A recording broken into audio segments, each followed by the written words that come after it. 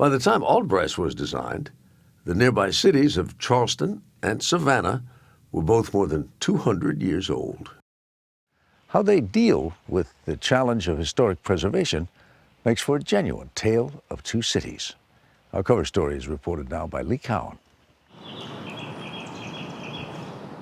They are two belles of the South, Savannah, Georgia, and Charleston, South Carolina.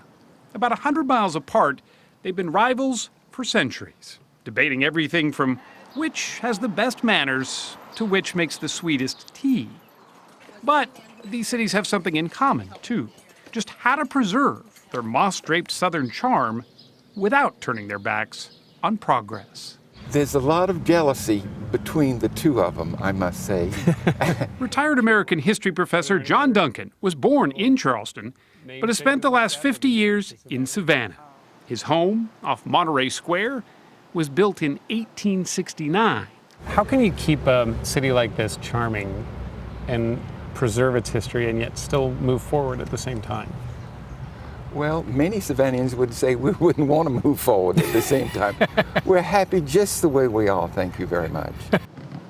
Many in Charleston might say the same thing, and that's the design dilemma. While it's tempting to want to put these historic cities in formaldehyde, to embalm them and shun anything modern, Charleston's mayor, Joe Riley, says that's not a viable answer. A historic city should be a living place, because if you don't have that, then it's a former something. A former once great city that now is pretty to see. Charleston has the oldest historic district in the country. It's carefully preserved the city's grand public buildings, as well as the mansions along the Battery, and of course the famous Rainbow Road. The city's signature style, however, is the Charleston single house. Tall, slender homes with two-tiered porches. They're called piazzas here, that sometimes look out over a private garden. It's an architectural fabric that new buildings have a hard time matching. You know, it's like there is this beautiful painting that has been painted, and you have an opportunity to paint something within that beautiful painting. You've got to be careful that in what you paint there, you don't detract from the overall context of what has been created. It's up to Charleston's Board of Architectural Review to approve new construction, and sometimes the mayor himself gets involved, as he did with the architect of a proposed parking garage. I said, I want a building that doesn't look like a parking garage. This was a long time ago. And he very nicely explained to me that that's not what you do. And I said, no, that's what we're doing in Charleston. This is what resulted, a garage that actually won the Federal Design Achievement Award. Then there's Charleston Place, a 400-room hotel that did pass the city's muster, but only after it was built to fit with the style of the buildings around it. The same is true of this $142 million performance hall, set to open in October.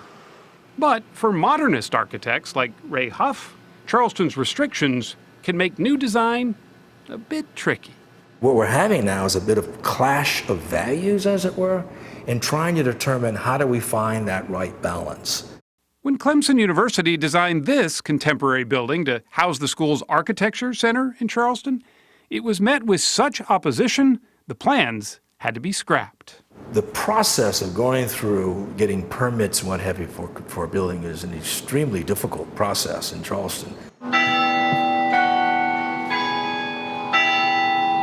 The same debate is ringing throughout Savannah, although here, historic preservation takes on a little different tone.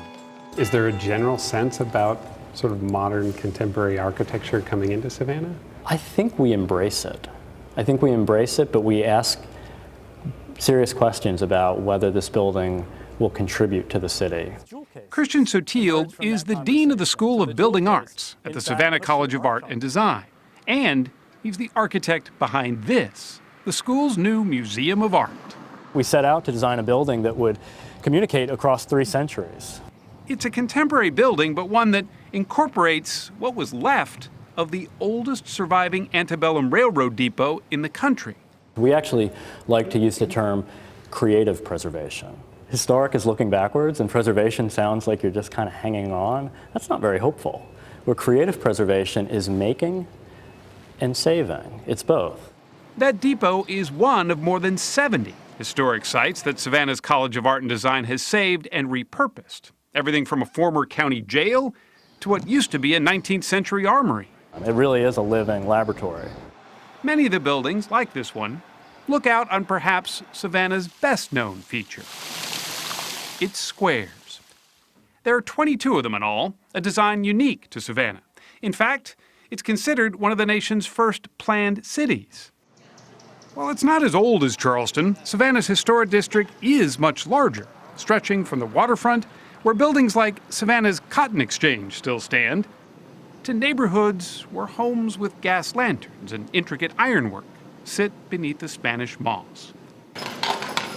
For purists, this is what makes Savannah, and the new can still spark controversy. The 64,000 square foot Jepson Center for the Arts, for example, designed by Moshe Safdie, was pretty tough to get by Savannah's Historic Review Board, and some still don't like it today. It's got a grand staircase filled with glass, but maybe not so appropriate for an historic city like Savannah. These port cities of the South, Savannah and Charleston, are survivors. They've outlived fires, hurricanes, slavery, and of course war. They surely will survive design disputes, but not without a fight.